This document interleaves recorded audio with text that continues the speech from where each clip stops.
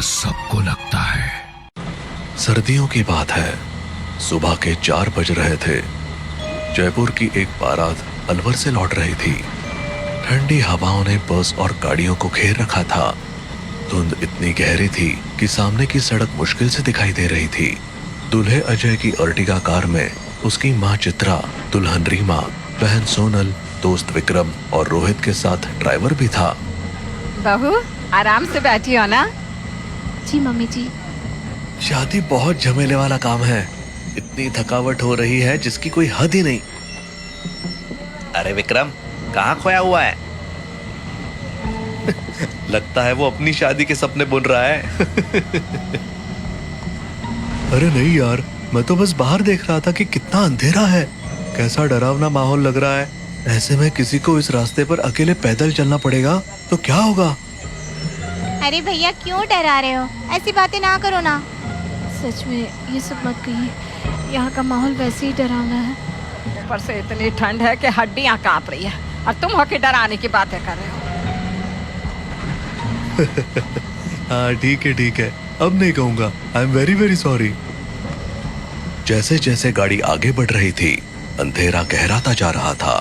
ठंडी सर्दियों की हवा खिड़कियों से अंदर घुस रही थी और हर कोई अपनी अपनी जगह पर दुबक कर बैठा था।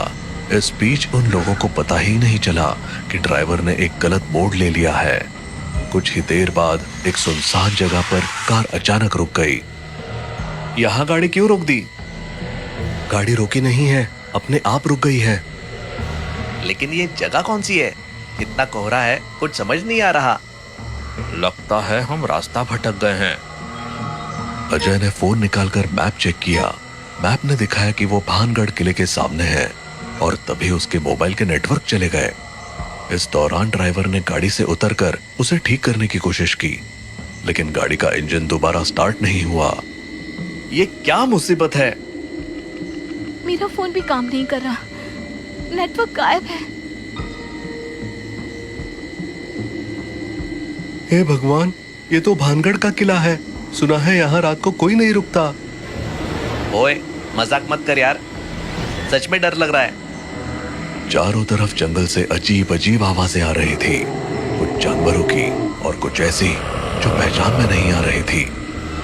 अजय और विक्रम ने गाड़ी ठीक करने की बहुत कोशिश की, लेकिन सब बेकार था। लगता है हमें यहीं रुकना पड़ेगा। अभी सुबह होने तक 2-3 घंटे हैं, उसके बाद ही कुछ हो पाएगा। अब लेकिन ये आवाजें, ये तो और डरावनी होती जा रही है। मुझे बहुत डर लग रहा है। क्यों ना किले के अंदर चलते हैं, शायद वहां ज्यादा सुरक्षित हो।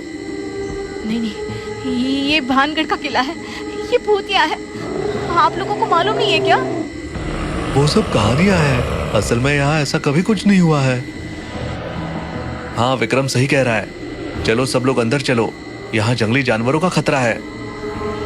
जी अंदर चलिए, भूत हो ना हो लेकिन जानवर जरूर हैं।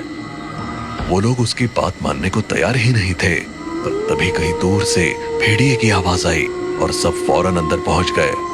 किले का माहौल बिल्कुल सुनसान और डरावना था। दीवारों पर उगी झाड़ियां और मकड़ी के जाले उसे और भूतिया बना रहे थे। वो लोग अभी अंदर पहुंचे ही थे कि एक तरफ से चमगादड़ों का झुंड उड़ा। सबका दिल दहल गया। भगवान, मेरी जान निकल जाएगी। हिम्मत रखो बहू, बस कुछ घंटे की बात है। मुझे लग रहा है कि कोई हमें देख रहा है। पागल मत बनो, यहाँ कोई नहीं है। सबने किले के एक कोने में जगह बनाई और बैठ गए। ठंड बढ़ती जा रही थी और डर का माहौल गहराता जा रहा था। तभी सोनल ने एक बार फिर कहा, सच में किसी ने मुझे देखा, मैंने उसकी आंखें महसूस की। इस बार सब चुप हो गए। तभी पास की दीवार से एक अजीब सी खरोंच की आवाज आई। ये क्या था? शायद कोई जानवर होगा। तभी दीवार पर एक परछाई दौड़ती हुई दिखाई दी। वो क्या था? सबने पलट कर देखा, लेकिन कुछ नजर नहीं आया। किले के अंधेरे में हर कोना और भी भयानक लगने लगा। तभी अचानक सोनल जोर से चिल्लाई, वो देखो क्या है। सब इकट्ठे होकर खड़े हो गए। विक्रम ने अपनी टॉर्च निकाली और चारों तरफ रोशनी डालनी शुरू कर दी, पर वहां कुछ नहीं था। वो वापस आराम से बैठ गया। किले के अंदर अंधेरा गहराता जा रहा था। ठंडी हवा की सहरन हड्डियों तक पहुंच रही थी।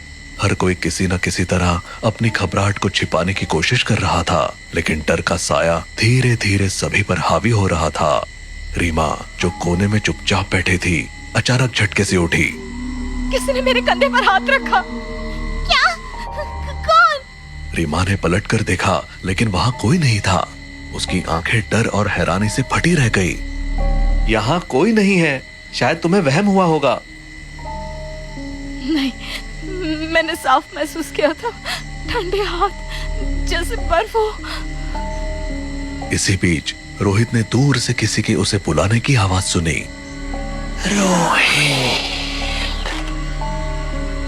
तुम लोगों ने वो सुना? किसी ने मेरा नाम लिया। कौन? मुझे नहीं पता, लेकिन उस दीवार के पीछे से आवाज आ रही है। हाँ, आवाज तो आई, मैंने भी सुनी। सभी दीवार की तरफ देखने लगे। वहां कोई नहीं था, लेकिन आवाज फिर आई, इस बार और करीब से। रोहित! ये क्या हो रहा है? विक्रम, जो अब तक खुद को शांत रखने की कोशिश कर रहा था, उसे अंधेरे में एक परछाई झांकती हुई दिखाई दी।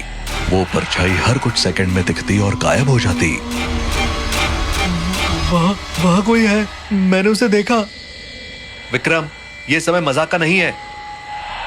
मैं मजाक नहीं कर रहा, मैंने सच में किसी को देखा वहां।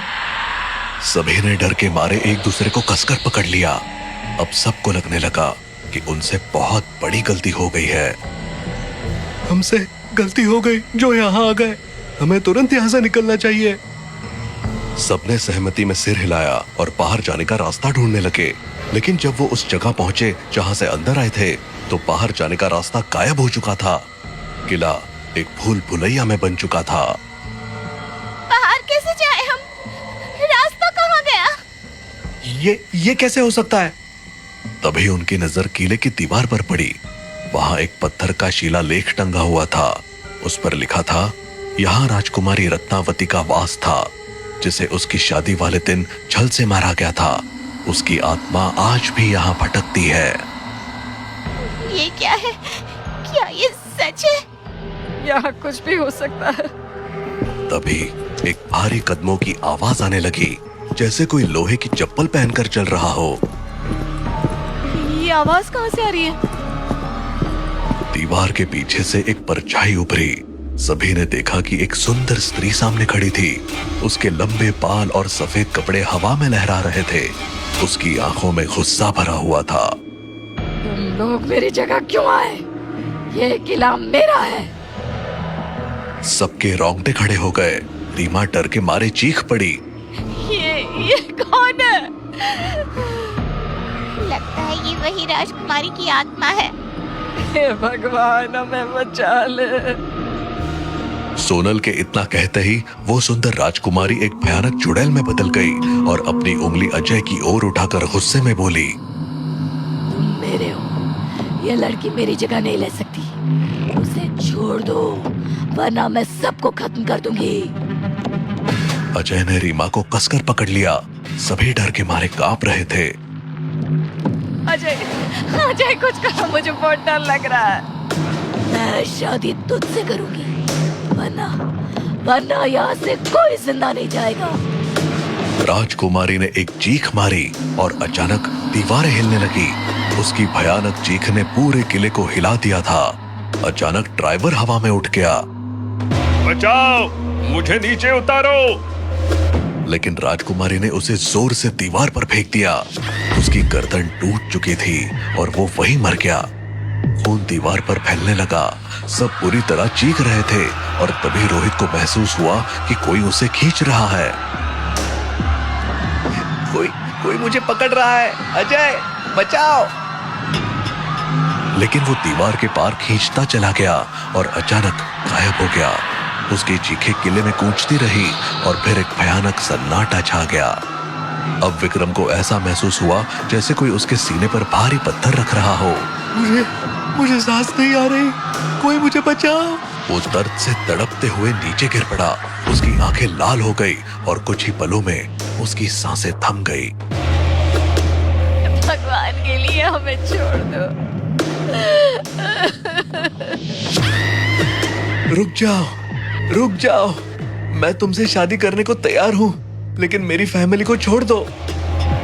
तुम्हारा ये निर्णय तुम्हें बचा सकता है, लेकिन तेरी ये पुरानी दुल्हन अब मेरी बंधक रहेगी। रीमा को एक अदृश्य शक्ति ने पकड़ लिया। वो चिल्लाई, लेकिन कोई फायदा नहीं हुआ। राजकुमारी ने शादी की रस्में शुरू करवाई। जल्दी करो, सिंदूर लाओ, मंगलसूत्र लाओ। लेकिन अजय चुपके से अपनी जेब से गंगाजल निकालने की योजना बना रहा था। जैसे ही राजकुमारी ने सिंदूर की मांग की, अजय ने फुर्ती से गंगाजल उसकी ओर छिड़क दिया। तेरी सारी शक्ति खत्म हो जाएगी। लेकिन गंगाजल से राजकुमारी कमजोर होने के बजाय और भड़क गई। तुमने मुझे धोखा दिया, अब कोई नहीं बचेगा। उसकी चीखों से पूरा किला कांपने लगा। दीवारें गिरने लगी। राजकुमारी ने अपना सारा क्रोध किले पर निकाल दिया। हमें यहाँ से बाहर निकलना होगा। भागो। बाहर जाने का रास्ता कहाँ है? सब बाहर जाने का रास्ता ढूंढ रहे थे, लेकिन पूरा किला अचानक ढह गया और सब दबकर मारे गए। सन्नाटा छा गया। बस राजकुमारी के रोने की आवाज गूंज रही थी। पर अगले ही पल राजकुमारी का रोना बंद हो गया और वो किला फिर से खड़ा हो गया, अपने अगले शिकार के इंतजार में।